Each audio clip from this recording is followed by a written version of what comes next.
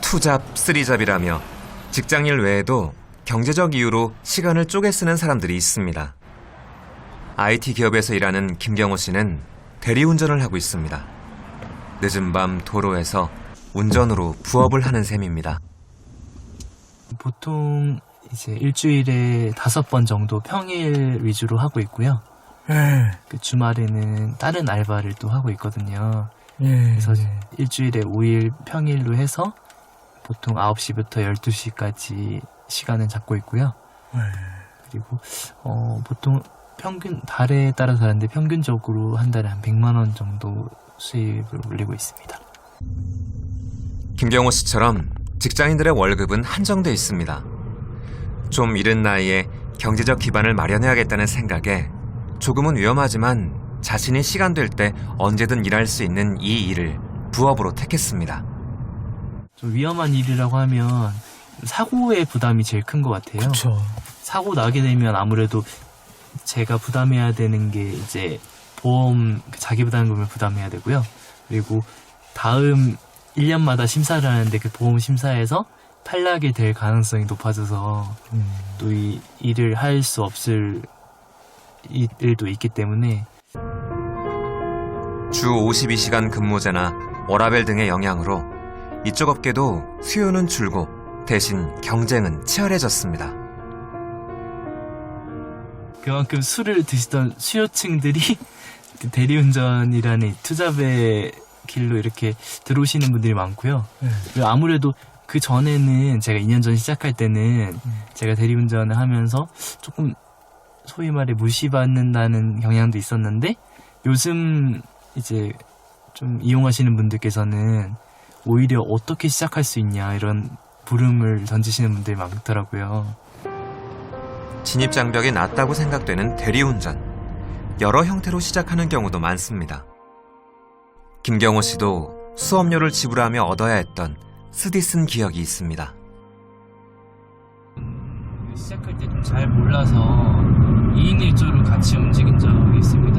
근데 제가 만약 다른 모르는 사람하고 2인 1조를 하니까 그 경비를 제외하고 나머지 순이익을 가지고 반반 나누는 형태거든요.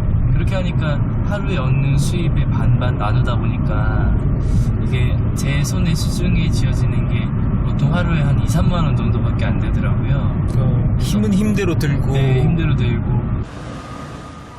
서울이나 경기도 여러 곳을 빠른 시간 안에 콜을 받아 돌아다녀야 하니 손님을 내려주고 다른 장소로 이동하는 점이 어렵고 부담됩니다.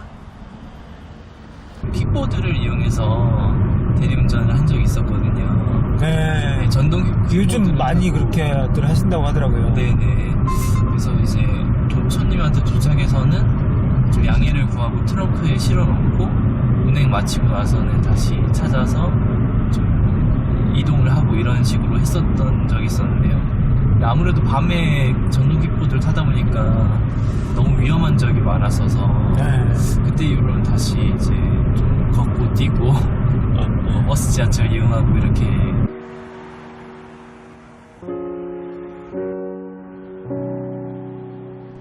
며칠 뒤 주말인 토요일 김경호 씨를 다시 만났습니다. 네, 안녕하세요. 네, 안녕하세요.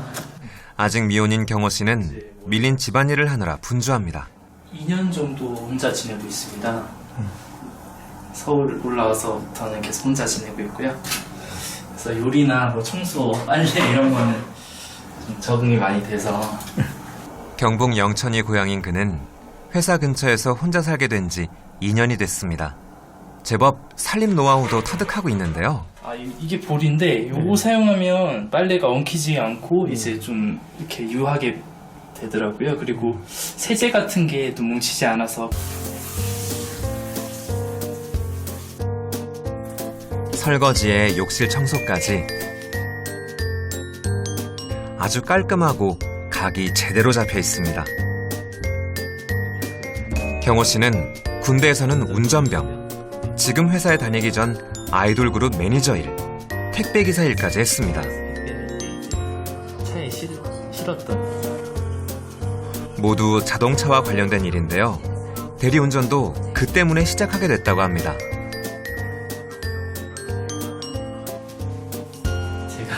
네. 일하면서 이제 그 전세 자금 대출 받았던 걸 대출금을 이제 한 달 한 달 갚아 나갔던 과정이고요. 매달 한 번씩 이렇게 상환해나가고 있었고요. 지금 대출 받은 건 한 3천만 원 되고요. 앞으로는 한 1억 정도까지 모아서 이제 좀 더 넓은 집으로 가서 제가 좀 안정적인 삶을 누리고 싶습니다. 돈이 필요하긴 하지만 누구나 손쉽게 부업을 할 수 있는 직장 문화나 여건은 아닙니다.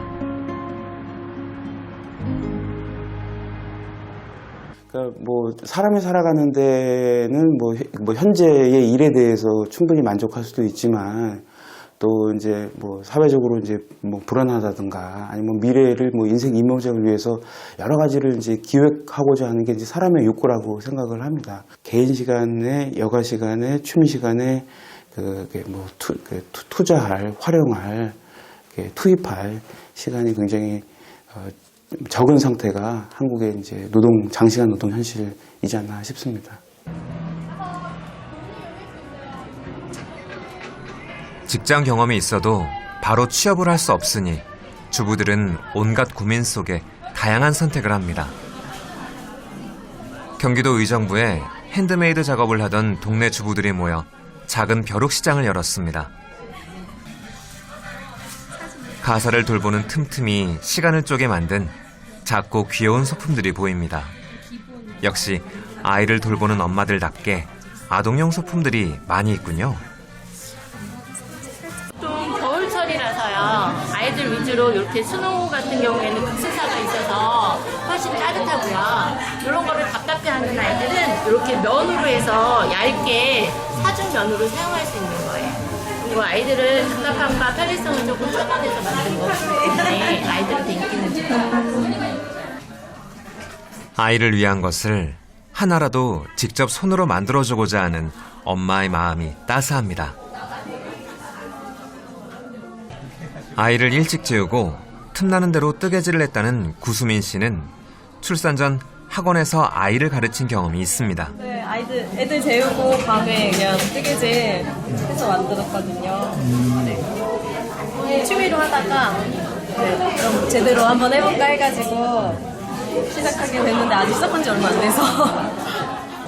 회사에 다니는 남편도 휴가를 내고 옆에 서서 부인을 응원하며 판매를 돕습니다.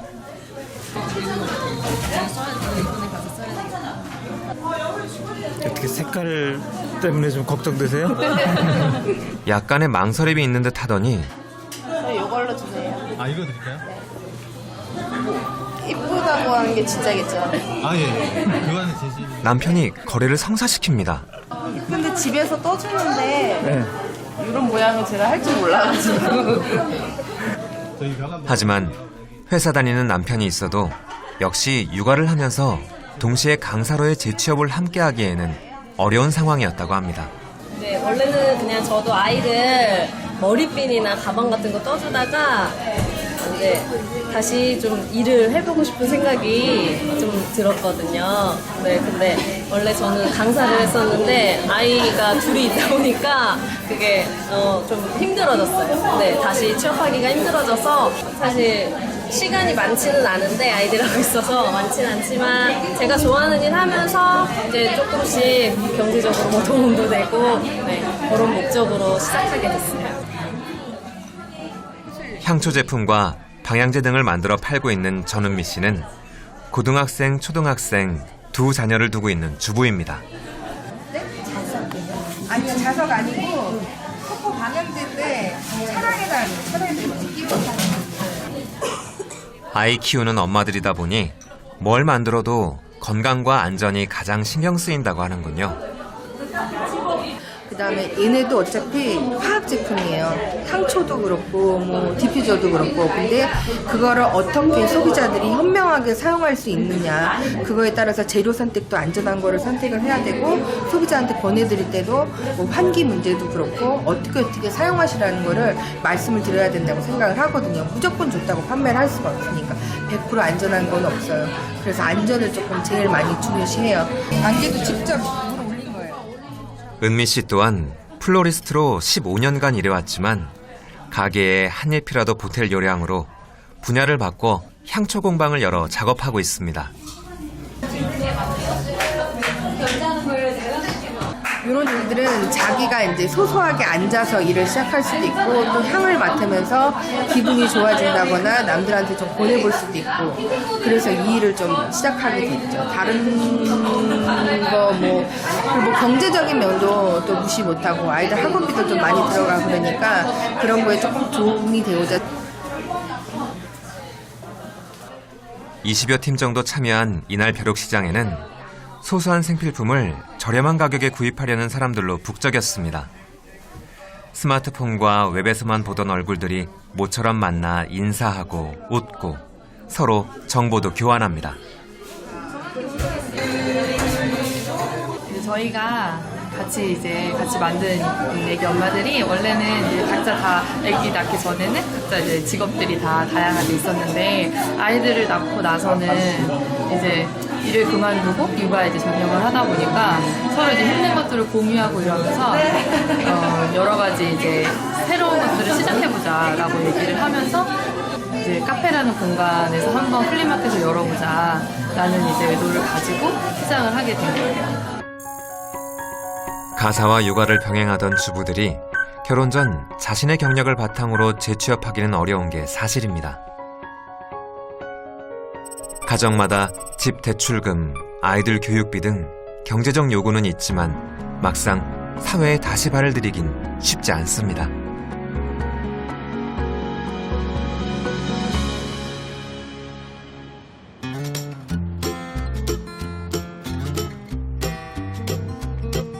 고객의 요청을 받고 걸음을 옮기는 이영순 씨.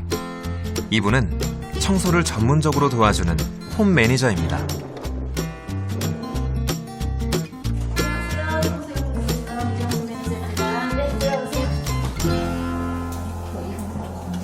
청소 도움을 요청한 송주연 씨는 30대 직장인이자 4년차 주부입니다.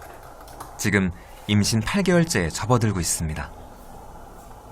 청소하는 걸 평소에도 좋아하진 않았거든요. 힘들어하는 편이었는데 그 핸드폰으로 요청하면은 바로 와서 예약하면 바로 와서 청소해주는 서비스가 출시됐다는 거를 기사로 접했어요. 그리고 출산을 앞두고 몸을 무리하게 움직이기에도 벅차고 자칫 세제 사용이 태아에 안 좋을까봐 한 달에 2번 청소 도움을 받고 있습니다. 책상은 손대지 말아주세요 라고 항상 요청하는 편이고요. 본격적인 청소를 위해 옷을 갈아입고 나온 이영순 씨는 욕실부터 시작합니다. 가져온 도구를 세팅하고 세제부터 뿌려두고 물로 씻으며 때를 불립니다. 남의 집 들여다보는 게 쉽지 않은 일. 그래도 빡빡 솔로 씻고 구석구석 치워나갑니다. 이런 거 해보면서 나중에 깨끗해지면 너무 기분이 좋아요. 그래서 지저분한 그래도 상관은 없어요. 너무 좋은 기분 좋은.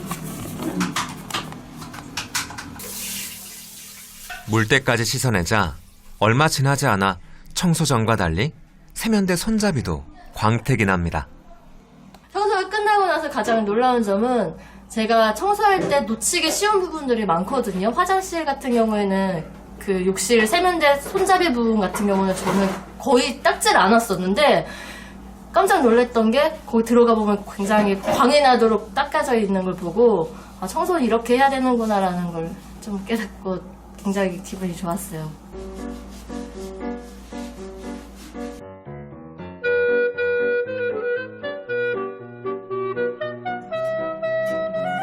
욕실 청소의 마무리는 화장지까지 세팅하며 끝납니다.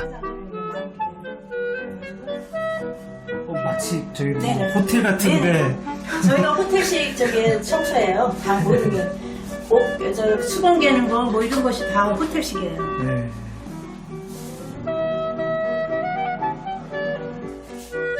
이번에는 부엌 차례입니다. 대개 공간마다 30분 정도씩의 시간이 걸리지만 정기적으로 자주 청소하는 집은 그만큼 시간이 단축되곤 합니다. 부엌에서 신경 쓰이는 곳은 역시 조리대 위에 기름때가 찌는 후드. 그럼 아주 노래가지고 닦을 수가 없어요.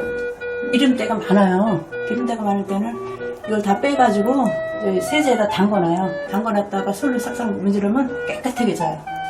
임산부인 고객의 손이 닿기 힘들고 보통 주부라 해도 여간에서는 청소 엄두가 안 나는 곳입니다. 다음은 침실. 머리카락, 먼지가 엄청 많거든요. 이게 찍찍이로 해줘야만이 다 떨어져요. 올해 63세 주부이고 아이 돌보는 일도 15년이나 했던 이영순 씨는 4시간씩 옮겨 다니며 이 집 저 집 청소를 돕고 있습니다. 홈 매니저 교육을 통해 고객에게 지켜야 할 에티켓과 자신이 몰랐던 청소 노하우도 알게 됐습니다.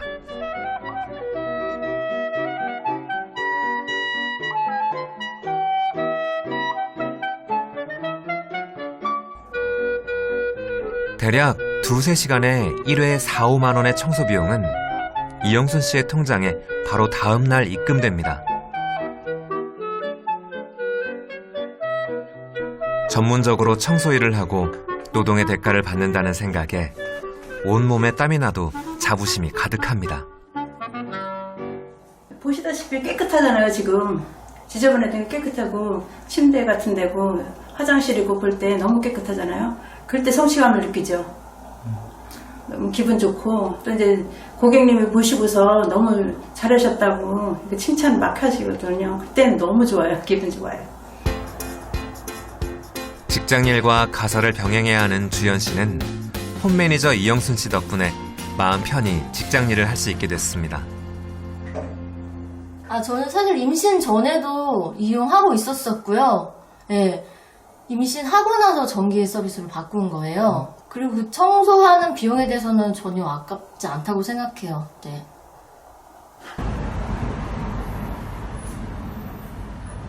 그나마 전업주부의 경험을 바탕으로 청소 등 가사 도우미 일을 찾기도 합니다.